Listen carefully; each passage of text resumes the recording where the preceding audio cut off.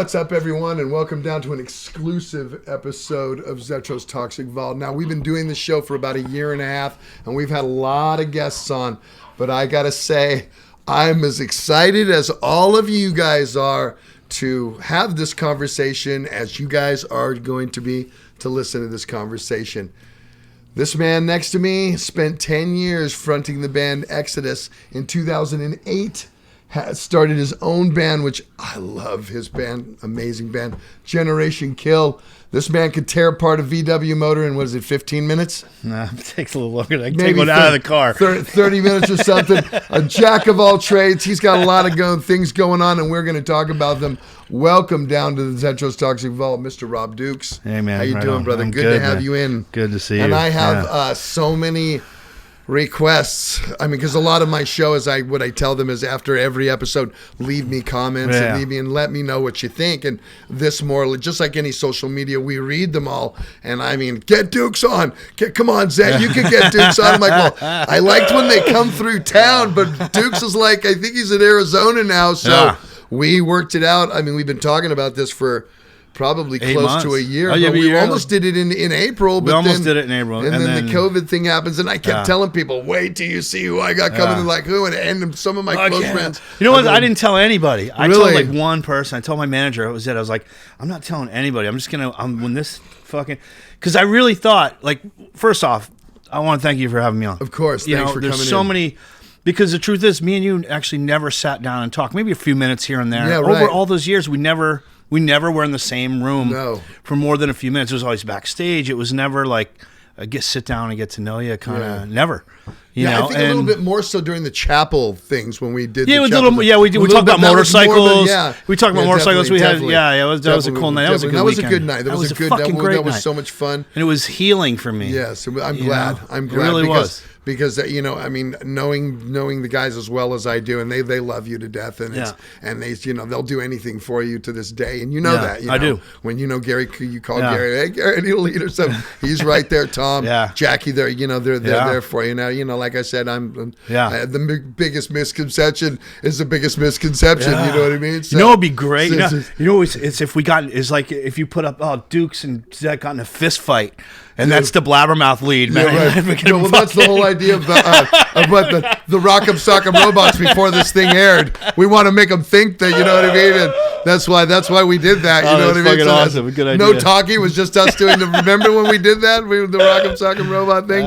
So that's why we did that. So and you're in Arizona. You're in around Phoenix area, I live right? in Chandler, Arizona. Chandler, Arizona. And like I was saying during the little diatribe monologue. You're building cars and you're customizing automobile. That's currently, you're still doing Generation Kill, and we're going to talk about that because I heard some songs that you sent that are fucking great, man. Thanks, man. Really, really good stuff. I really need to encourage you to hit that a little harder, because it's really, really good stuff. You have a great band, your vocal approach on that. But again, we'll get into that. Talk about this cars thing because you love doing that. And I always did it ever since I was 15. I've always my first car was a Volkswagen, so but I've had a bunch of hot rods, Chevelles, I had a GTO, I had a Le Mans, I had a Buick Skylark, I had a all 60s, 70s model cars. Yeah, all late 60s, early 70s. I had a 73 Firebird at one point. I had I did a couple. And it was always just like me by myself in my garage, and then when Exodus ended, I needed a gig, and I really know what I was going to do, so I hit up Roger Moret from Agnostic Front, and I was like, Roger, man, I'm living in Arizona, and you're the only fucking person I know, and I just lost my job, so I don't know what the fuck I'm gonna do. I had just got married, dude. I had I was and I was going, I was trying to tell my wife, like I was telling her everything's gonna be fine, we're gonna be fine, but in my head I was losing my shit, and then Roger says, well, I got this one friend, Steve, who's got a shop, and they do Volkswagens. I go, oh, that's fucking perfect. So I go over there and I basically took a job sweeping the floors for the first week, and then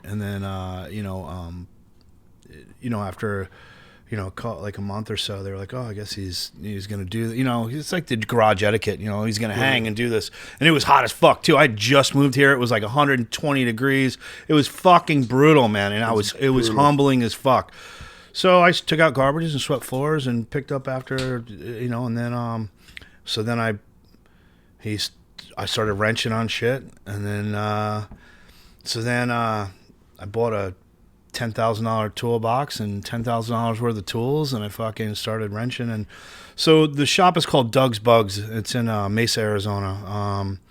But we have like a online store, and we are like the premier shop in Arizona. Like, there's some shops, but we're the shit. We do everything from full pan off restorations to off-road to sand rails to do you do body work as well? I mean, like, we do everything. Everything is in-house. Everything is, so we build motors, trans, we do everything. So if you brought us a car, you could we could go through it and, like, say you buy it for, $3,000 or something, and you just want to drive it and drive it around, and you're looking at any car around that caliber is going to take, $2-3 just to get started, because you need brakes and tires and brake lines and fuel lines and all that shit that Arizona like makes go bad if it sits for a while. So you're talking about, so for $5,000 you can get a decent little running car, but it's not like the 80s, man. The cars they cost way more to run now than they did 25 years ago, and their cars are 50, 60 years old. I'm working on a car yesterday, man. It was a 1960 ragtop that the dude is, he's lowering it, and he's putting a big ass motor in it, and so I stripped it down for paint, and it's just going to go off to paint on Wednesday. And I just finished, I'll show you some pictures, man. I finished the 66. It was a $50,000 restoration. Can we show pictures, Jay Wayne, if I throw some? So remind me that. While we're talking, we can throw pictures up of some of the stuff. So I'll send you a bunch of them. So, and then for myself, I've done a couple for myself. I built some Bajas. I've done some other cool shit. But right now, I've been doing a 76 Corvette. That's what I got for myself. Did the rear, the trans motor, and now it's at paint, and I'm doing the whole fucking thing, and it's all 70s style, all jacked up, big ass 50s on it, and it's real T-tops. T-tops, yeah, man. And it's got like I found an old ProTrack N50s. It's an automatic though. Automatic? Yeah. My dad had a 73 with the stick, man. So they were always out of touch for me when I was a kid. Like, that was a rich guy's fucking hot rod, and plus they were all. It was. And anybody who drove them was a fucking douchebag. Like that, you know what I mean? But I wanted a Chevelle, But I was driving a '69 Lincoln Continental 2-door coupe in Arizona, right? Put it on Star Wires, got it lowered down a little bit, and I was fucking kicking it, like sitting on a couch, And I'm riding down. That was my daily for work. And my friend was painting a '71 Vet. So he had it at a shop, and I went and I sat in it, and I was like, dude, this thing's fucking awesome. So I sold my Continental, and I bought a Vet like the next day. Oh, really? Like, yeah, like I sold it, and like within a week I had a Vet, and it was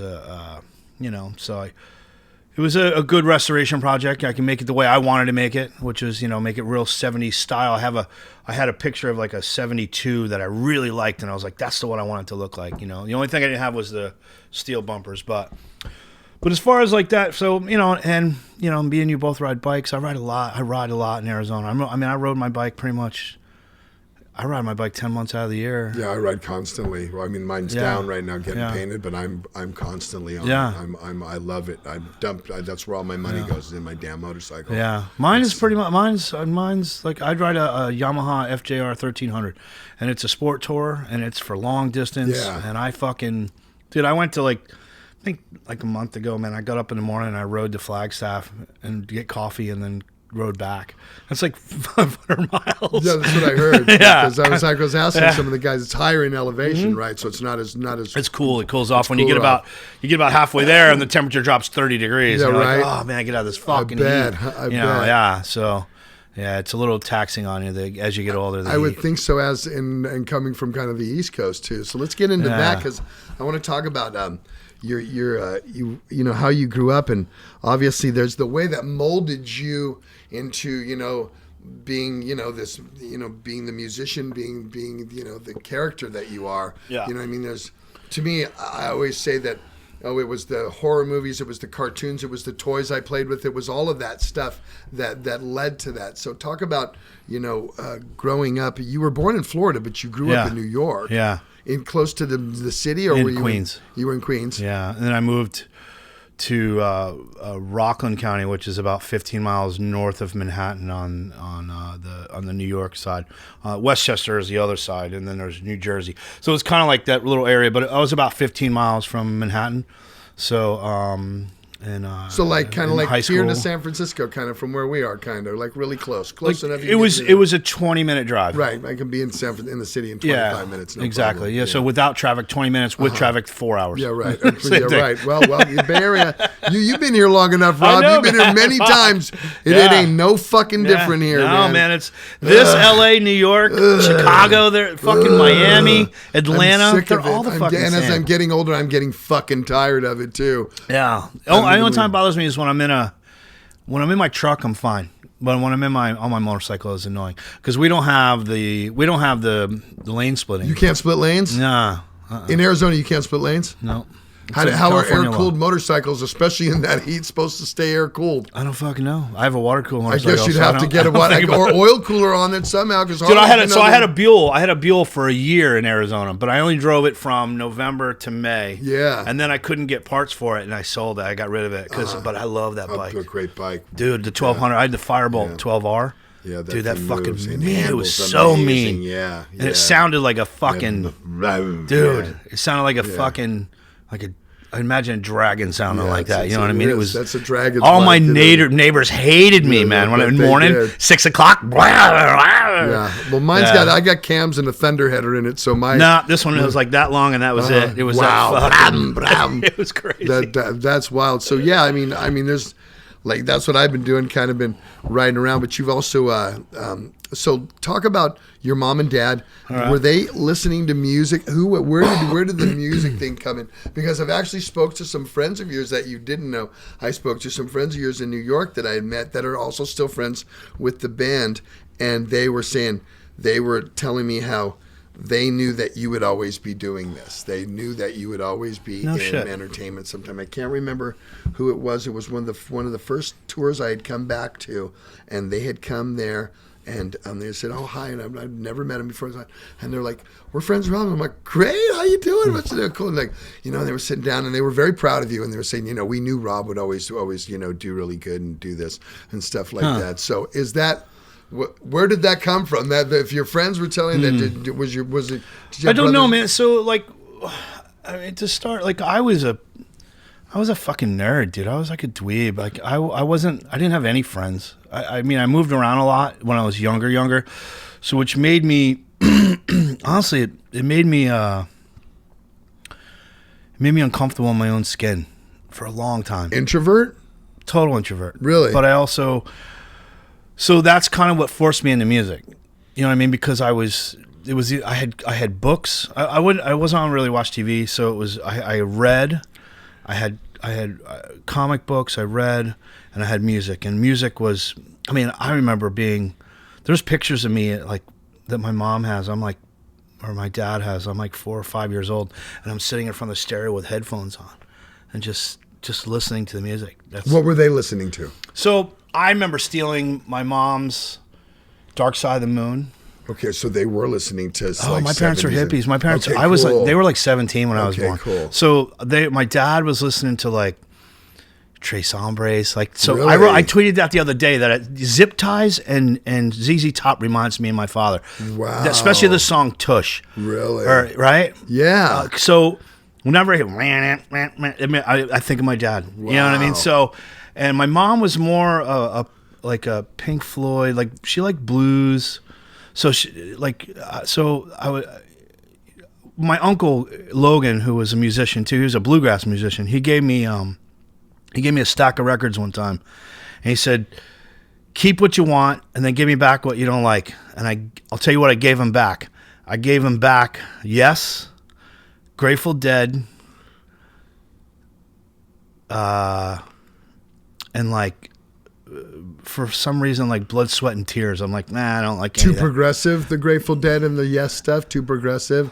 Because I like some of it, but I couldn't listen to a whole record of either of those bands, Fucking hated it from the moment the needle. Really? From the moment the needle hit, it was like, fuck you. You know what I mean? Yeah, just not my thing. You know what I mean? I get it. So, yeah, totally. But I kept Hendrix. I kept the Doors.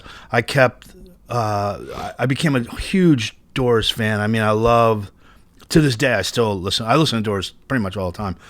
Love the Doors, Hendrix, Zeppelin, and then I was like, so I'm like 6 or 7 years old, and like I said, not very many friends, very introverted.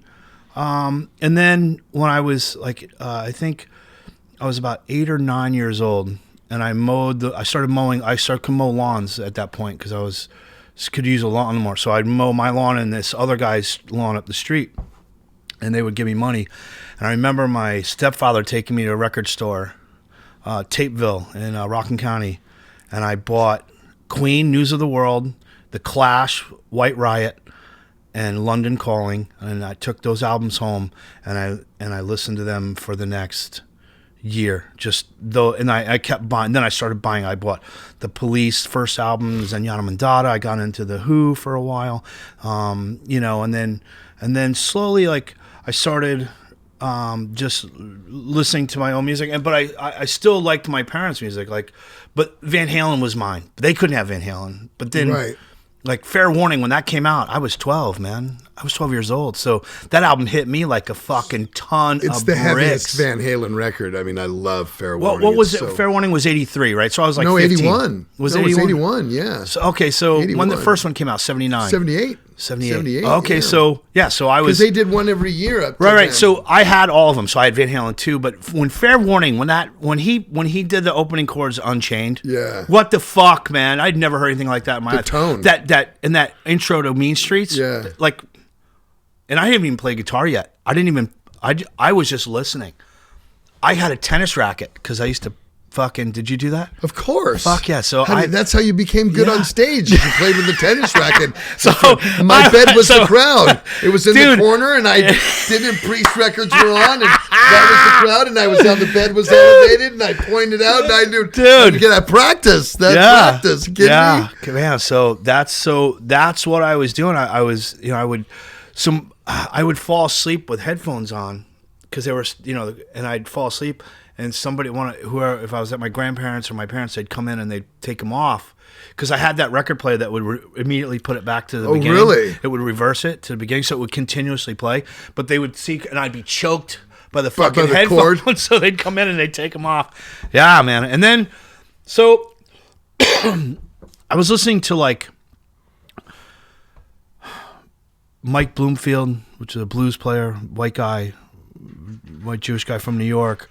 I was listening to Queen, Police, and then I found Van Halen, Black Sabbath, and then was that later, Rob? Were you finding the heavier stuff later? Yeah. So I was listening to one of the records my uncle gave me was Sabbath. He gave me Paranoid. So I had that in my repertoire, but it wasn't until I heard, I think, either. Because I was loving punk rock, but then I think I heard like early like Sad Wings of Destiny. I think that was what changed it. Well, that came out in 74, right? Yeah, it's 76 was Sad Wings. Rock and Roller was 74. So Rock and Roller, then Sad Wings, right? So Sad Wings is one of my top 5 of all time. I listened to that this morning. It's one of my top 5 of all time. All the way through, I listened to it this morning. Yeah, it's one of my top 5 of all time. Dreamer Deceiver brings me to fucking tears when I was a kid. It was so emotional and powerful. It's a great song. But I also loved Rush, right? Early stuff is so heavy. Loved Rush, man, right? I loved Rush all the way up till Power Windows, and then I kind of gave up, you know what I mean? But, and then, and I was thinking recently, I'm like, is this just the albums I'm going to listen to for the rest of my life, man? Is this it? And that's all right. But, I have like an 80s fix. You know what I mean? I have I pulled up today, I was listening to the fix. I love that. That's what we were commenting on. And I started singing, and I looked at him, and I look at Wayne, and I go, I love the fix. And he goes, did you get into that 80s thing? I go, oh yeah, Tears for Fears. I was one of those closet guys that Pet Shop Boys, you know what I mean? I just loved that era shit. Yeah. The Cure, there were certain songs that I was like, there were certain songs, and I didn't indulge in any of it, but when I heard it, I was like, oh, that's good. But so the other day I found that I really like Radiohead. Like, they got this one song called I'm a Creep, right? That's the only song I know. No, there's a better song than that. It's a better song than that. It's heavier. but it's also mellow. It starts out mellow and it's got the heavy part. I forget the name of the song, but it was fucking great. I'm like, God damn. So as I got older, my taste changed, but I always had the same. I didn't listen just to one thing. I had friends that did that, so I wasn't like them. I already knew I wasn't like them. Like I didn't. All my influences didn't come from an Iron Maiden record. You know what I mean? Like I Right. But I remember. No, look, man. I mean, well, childhood wasn't that great, and I was, by the time I was 14, I was suicidal. Like I was already so sad, and I didn't know why, and there was nobody to talk to, and I didn't trust anyone. Unfortunately, my parents both left me when I was real young, and it really scarred me for a long time. I will say, before going any further, I talk to my parents every week, and That's great. I've repaired all that damage with them. They're still with us. Oh then. man, Oh, yeah, that's they're still awesome. here. Yeah. But at 14, it was a silent thing. I didn't tell anyone. No one knew, but music made me feel better. Music was the only real thing I had. It was I felt like Morrison was talking to me, man. I felt like on some weird spiritual plane with that. And, as goofy as that sounds, but that's what kept me alive, right? Because but I didn't know how to kill myself. I didn't have a plan. I didn't have a gun. I didn't have access to, it just wasn't the way it was. So then when I was 15, I drank for the first time. I drank and got drunk. And then all those feelings went away.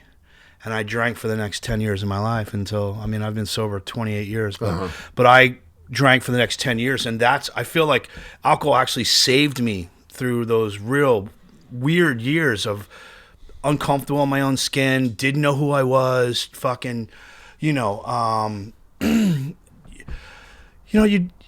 to be cool, but you're not. I got picked on a lot by all the fucking jocks at school. Dicks, you know what I mean? I remember Jamie Conception, man. Just what a fuck. Fuck that guy. He's probably dead somewhere. Either that or he married a real fucking fat, ugly girl. I hope so. That's what he fucking deserves, man. He was such a bully, such a cunt.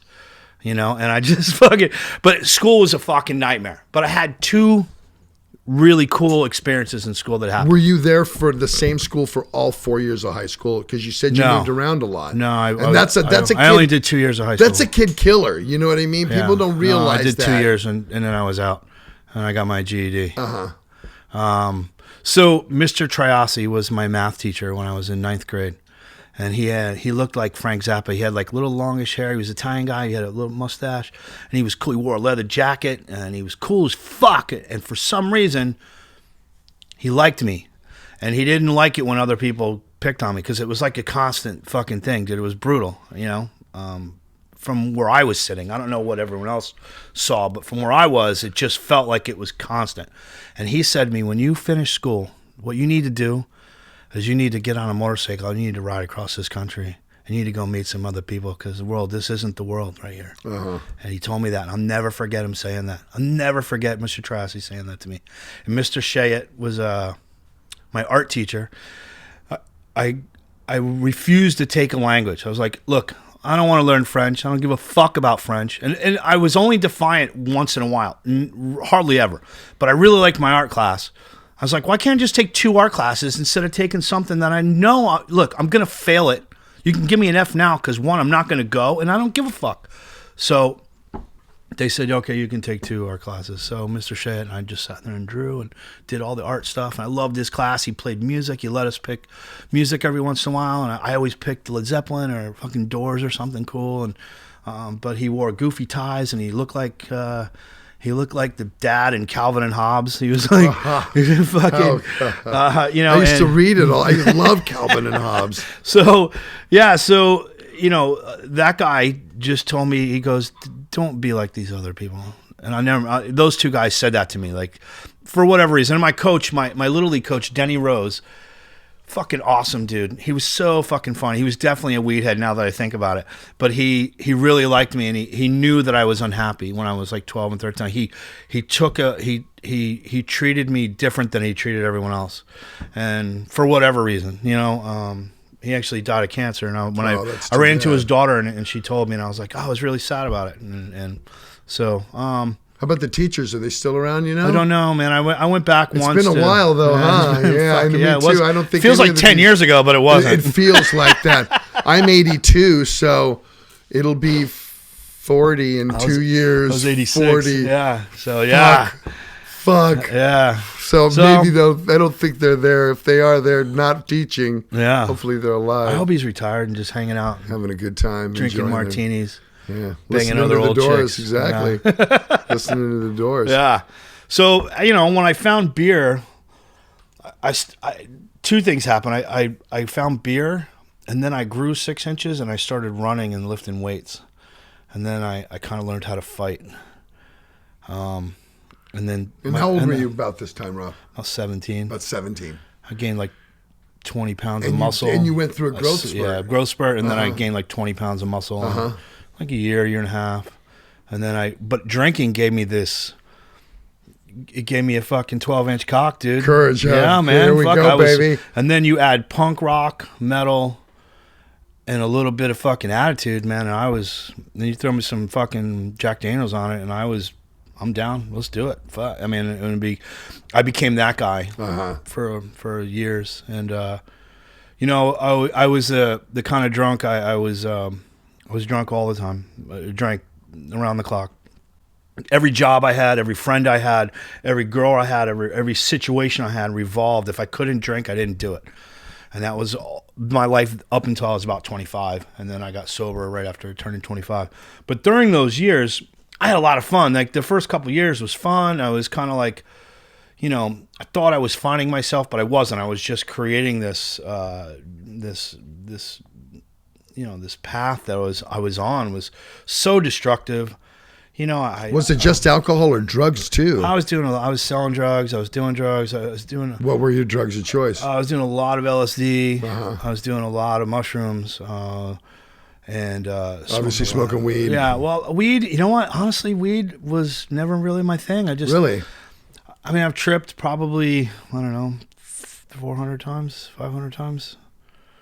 I loved it when I was younger. I loved acid when I was younger. And then it got to a point where there's a gap in my memory from my drinking. I was drinking so heavily.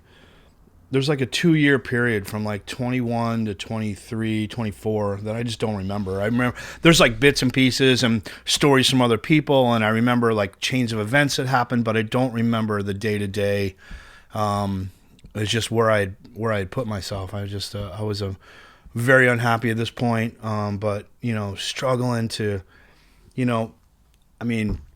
every day I woke up, I was mad. I was like, God, I wish I fucking did something stupid last night and didn't have to face this day. I was suicidal, but not suicidal enough to like have a plan, or I was just kind of hoping it would happen without me being responsible for it, because I was too much of a coward to fucking hit me or something, because I'm drunk and stupid, and that's what's gonna happen. Actually, that's how I got sober. I was hoping a snowplow would run me the fuck over, and I stepped out in front of it, and he stopped, and he goes, "The fuck are you doing?" And then a cop came, and then they took me, and then I ended up in a rehab for 7 days, and then that was it. I never drank again. Really? Yeah, that's great. March 13th, 1993. No shit. Yeah. Wow. And never relapsed or anything, or never touched another drug? Because I knew when you were in the band that they said that you didn't. Rob don't drink or nothing, none of that stuff. Yeah. I tried using medicinal CBD instead of, because I was on when I have 2 fucked up discs in my back. So I didn't want to take painkillers anymore. But to get through work, so I tried CBD and I tried other stuff, but it didn't work. CBD doesn't work, huh? Interesting. Doesn't work. So, but 28 years, man. Never. Good for you. Yeah, man. Good for you. That's something. Were you playing music in that time? How did you? Were you screwing around in bands back then? Could you remember enough to go to practice at that point? Were you?